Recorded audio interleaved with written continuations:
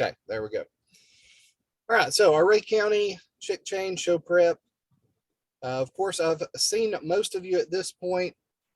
Tried to get around within those first 3 or 4 weeks to make sure everybody had a good setup going, that you had everything that you needed to be successful. And then I've done a few drive-bys. In the meantime, as the chicks have grown, some of you have even sent me pictures, and I've seen some of those. And the birds are looking really good. So I look forward to the kids being very successful and hopefully making some money at our show and sale coming up.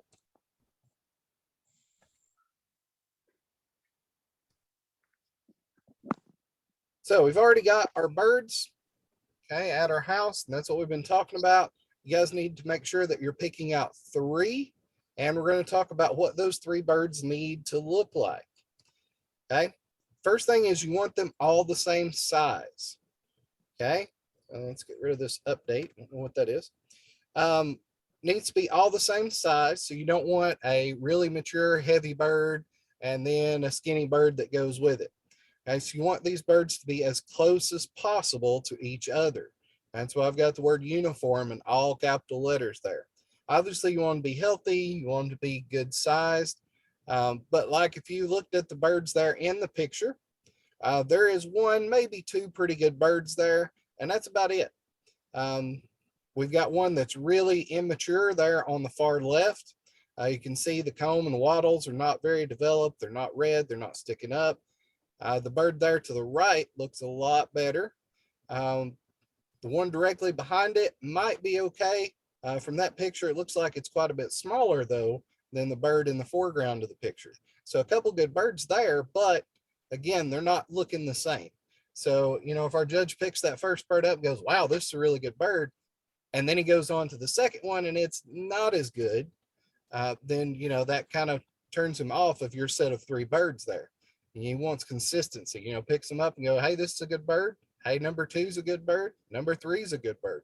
So they want them all to be kind of lined up, very uniform. And that'd be the difference between, you know, you getting a blue ribbon or maybe getting reserve champion, is making sure that you get a good uniform 3 birds, all consistent, all the same size. Of course, their combs, you want them red and standing. You can see those shouldn't be a problem with the Rhode Island Reds for sure. Pictures I've seen, all those look really good. The Silver Lace Wyandotte should be getting theirs in, should be coloring up pretty good. But they're going to be just a little bit behind those Rhode Island Reds in development. And we're going to take that in account. So don't worry about that. It's not that we're shunning those birds at all. We just know what they're supposed to look like. Okay, so when you're selecting your birds, again, I keep saying the word mature. We want good, mature birds. Okay, well, how do we know about if they're mature or not? Well, some of the birds should be laying at this point. If they're not, they should be really close to starting to lay for you.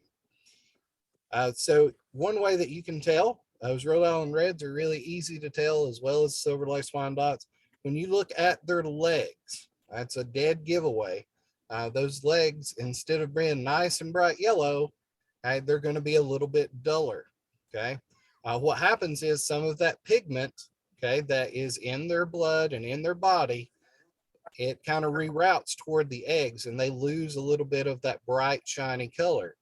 So it's kind of a cool trick that you can look, you know, if you've got nice, bright, super bright yellow legs, chances are that bird's not laying yet. The other one, which is the foolproof way to tell, is to check the uterine tightness or the egg sac tightness. And you can feel that by turning the bird over. Okay, you can kind of feel and you can tell if that egg sac has relaxed or if it's still really tight. If it's really tight, then obviously it's not allowing the eggs to drop yet. That bird's just not as mature as another bird that's going to have a little bit looser egg sac so that that bird is laying. So a little bit of widening of the hips there as well. Then I put cuddly on here, and now I put just kidding. Some birds are not very cuddly at all, but you do need to have birds that are going to cooperate with you, because we're fixing to watch just a short video. It's about 7 minutes on how to wash your birds, okay, and get them prepped to go. So we're going to be talking about that here in just a second. I said I'll go by myself. But that's one You that can't hear you them. definitely needs to be You get to a hold bird it. that you can work with. If it's going to be fighting you the whole time and you can't get that bird ready for show, even if it's a really good bird, and if it doesn't look good, if it's dirty, you can't get the feathers nice and down, can't redden up the combs, then you're going to have a little disadvantage there. So you definitely want a bird that you can work with. But you're the one that needs to be Hey, so listening. this is Oh, Miss I- Clayton. I'm gonna I let you don't guys remember watch this this stuff. video. Again, it's about 7 minutes, so it's not terribly long. And Peyton was in our program 2 weeks ago, and she does a great demonstration here on how to wash your birds. So I'm gonna let you guys watch that. Mommy, you're washing Let's get outside. them. Hey. You get Hi, Oh, my I name is know. Clayton. Today I'll be telling you how to get a chicken ready for a show. So first you get out all your necessary Mommy's supplies, cleaning them. which are 3 tubs white vinegar, ivory soap, water, a towel, olive oil, hairspray, VetRx, silk rag, chicken, baby oil, sponge, and wedge applicators. So after you get all your necessary things, you want to fill the buckets up halfway with water, and then in the first bucket you want to put vinegar until you can see it like right here, and then in the second bucket you want to put soap, and in the third bucket it's just plain water. After you got all that done, then you want to get your chicken and No. put it in the vinegar bucket. I know it's cold, I know it's cold, I know it's cold. Now slosh it around so it gets all the feathers wet.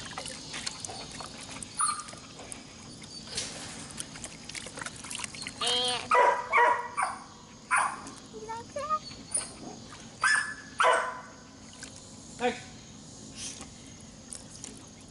And then next you want to take it, your wet chicken, and put it in soapy water.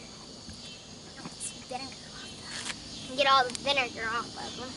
Slosh it around, but you want to try not to get all of their wobbles and combs wet, so we can put the VetRx on it. You know it's cold. You like that? Just let me. All soapy. And next, you want to put it in the water, the third. Get all unsoapy. Get its head feathers wet. And then make the chicken burrito with the towel. Wrap it.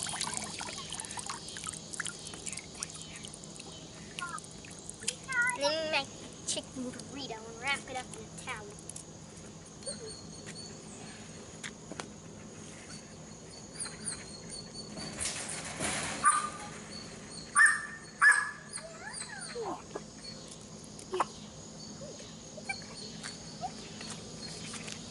It's okay. Wrap it up. And then, what you want to do, come over here and take the sponge and baby oil and put some baby oil on the edge of it.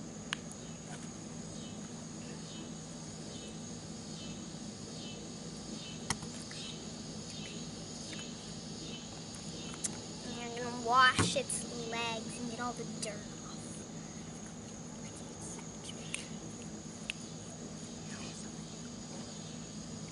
And this gets all the dirt off, and you want to go downward so you don't get the scales to come up, because when they go up they're not as pretty and shiny. And I'm going to do this with each of them. And while I'm doing this, the only soap that you want to use is the ivory soap, because the Dawn soap makes the grease come out of their feathers, and you don't want them to do that because it makes them not oily, and you want their feathers to be oily for the show. Oh, you fall asleep. That's cute. And you want to do this a couple days before, because if not, then they don't have time to air out and get all their feathers all pretty. So once you've done that, then you're gonna take the VetRx, which you can get at Tractor Supply, and your VetRx and the wedge applicator sponges, which you can get at Walmart. Okay. And you're just gonna put a little bit of that on the edge of it. And you're gonna get its comb, and this makes it a lot redder and a lot brighter for the judges. You're gonna get its comb, its wattles, and around its eyes. It makes it a lot redder. Oh, she fell asleep. That's adorable. It makes it look a lot better. Oh, come here. I'm really sneaky. Go away. Go away. See, it's okay. Kitty won't hurt you. Go away. And then that makes it look a lot better. And then I'm gonna rub it a little bit. Get all dry and fluffy. They don't have to be completely dry, just you don't want them dripping wet. And then what you're gonna do next is take it out of its burrito. Oh gosh. And then take once it's almost dry, you're gonna take the olive oil hairspray, which you can get at Walmart in the hairspray section. You're gonna take it and you're going to spray it.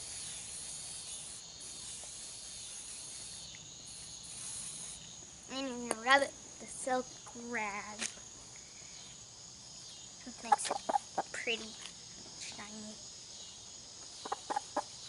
It's okay. It's okay, girl. It's okay. And you want to do this about 3 or 4 times to make it shiny. Pretty.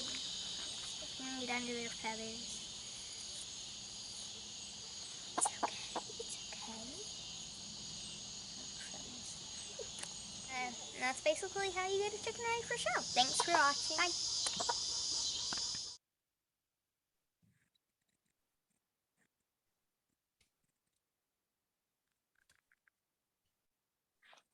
All right, so hopefully you guys enjoyed that little video. Peyton did a really good job. Before we talk about awards, we'll talk about some things you saw there real quick. The big thing is that you want your chicken clean for the show. You don't want to use Dawn, as Peyton mentioned in there, because Dawn is a degreaser and it will take all the oils out of the bird's feathers, and you don't want that. So just a mild soap, like I said, Ivory works really well. But getting the bird clean is the big thing. The VetRx is good, not necessarily that, but getting them clean is the big thing. Making sure that you've don't wash those oils out of their feathers, and that that the bird is clean, the legs are clean. You want to do this probably a couple days before the show. Everybody says, well, what am I going to do with the bird then? Make you a little pen, separate from the other birds after you pick those 3 out. One that helps you catch them a whole lot easier when the show is ready. And you can just take, a little piece of fence and bend it around, let them in and out like you normally would. But, keep those separated best you can. That way that you're not having to chase them down again, re-clean them, that whole deal. So just some quick tips on how to get your birds clean and ready for the show. Again, I really appreciate Peyton doing that for us a few years back. She did a great job. And I'm sure you guys would much rather see the kids show you how to do it than listen to me tell you anyway. So we're going to go on to awards. That'll be our last thing we're going to talk about, and then I'll answer any questions y'all might have. So awards for our show. We'll have the bird awards first. Registration will be at 5. Try to get everybody in, get everybody in a pen. Then we'll kind of relax then until after opening ceremonies. They're going to do that right at 6. And as soon as they're done with opening ceremonies, we'll go ahead and our judge will be here. We'll get those birds judged. They'll either get a blue or a red ribbon. And then out of the blue sets, he will choose the reserve and grand champions from each breed. And then we'll have a best overall, best of show, and a reserve of show will be what we're going to hand out as far as awards go. For the awards will come through my office. They have redone the way that we're able to handle monies this year. So the kids will be getting a check following the next week or so after the show for their award. Now the money for the birds in the sale, the buyers will pay the kids directly that night for that amount. So it'll just be the award money that will be coming later, because that has to go through my office and get the kids a check for those. Record books hopefully are already turned in. Those were due yesterday. And those will earn points toward Premier Exhibitor. And that was all on the initial sheet. When you signed up to get chickens, it was on the back telling you how many points each thing was, including our initial meeting was worth 15 points that you all attended. And then the record book, the blue ribbon record book, I think it's 15 points. Then you'll have the champion record book and reserve champion, and the champion and reserve champion books for each division. So our divisions are 4th grade is Division 1, 5th and 6th grade is Division 2, 7th and 8th grade is Division 3, and Division 4 is our high schoolers 9 through 12. So for each one of those divisions, we will have a champion record book and a reserve champion record book. And they will be getting cash awards for those as well, for those top 2 spots for all the record books.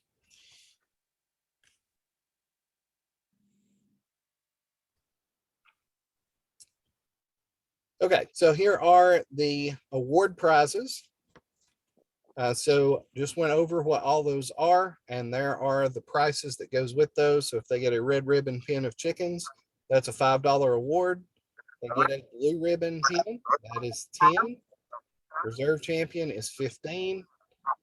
Champion of breeds 25. Best of show 35. The record books again in divisions, $20 for the champion, $10 for the reserve. And then the Premier Exhibitor I mentioned, if they add all their points up, if they're Premier Exhibitor, that'll be $40 on top of that. So all of those stack as well.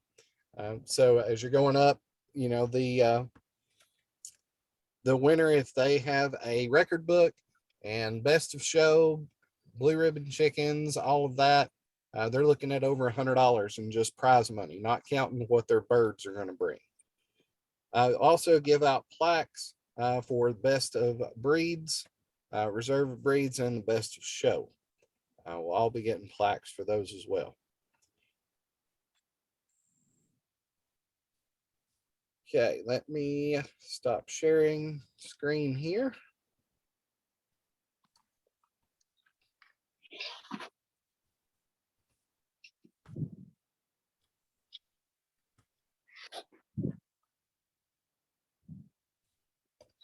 All right. I guess the only other thing we need to talk about is the sale, and then I'll open it up for questions. The sale will take place immediately following the show. Immediately following the show, we'll do the sale. We'll have our auctioneer, Mr. Doug Colvin, will be here to do that sale for us. Whatever the bid is, it will be 3 times that would be the total, because they are bidding per bird. So if they bid $10, then it's 3 times $10. So that's $30 that would be paid. So it's per bird is what they're bidding on. So in the past, we've done it several ways, but Mr. Doug likes to do it that way. Seems to work out just fine. And the buyers will pay the kids directly for their birds. So that's why we've done it for several years now, and it seems to work out really well. A lot of them will bring cash or cut a check directly to your child so that you'll have the money for the birds that night. And then, of course, like I mentioned, the award money, we'll send that out as soon as we possibly can. After the show, we get back to the office. I'll have everything done that night on my computer. Just a matter of getting back to the office and getting everything printed and wrote up and then mailed to you all. All right. So what questions do you guys have? I actually have a question. So my daughter is going into 3rd grade, and we signed her up and we got the 4-H chickens because, sorry, I'm shaking here. And I didn't know how they were going to be doing that, if she's actually showing them or just bringing them to be auctioned. Yes, she'll actually show them. We're not exactly sure how that's going to work, to be honest. Noah is on vacation this week, so I put in a call to him to see how he wanted to handle that. But yes, they'll still be able to show the birds and sell the birds both. So we'll make sure that happens both ways for them. I'm just not exactly sure what that's going to look like. If we're going to let them do it separately or all together, that's really the only thing we don't know. If we're going to let them do the younger kids first or last, or just put them in at the same time. So that's what's up in the air, I guess. But everything else is good to go. They will be showing them and we'll be selling them. All right, perfect. Thank you.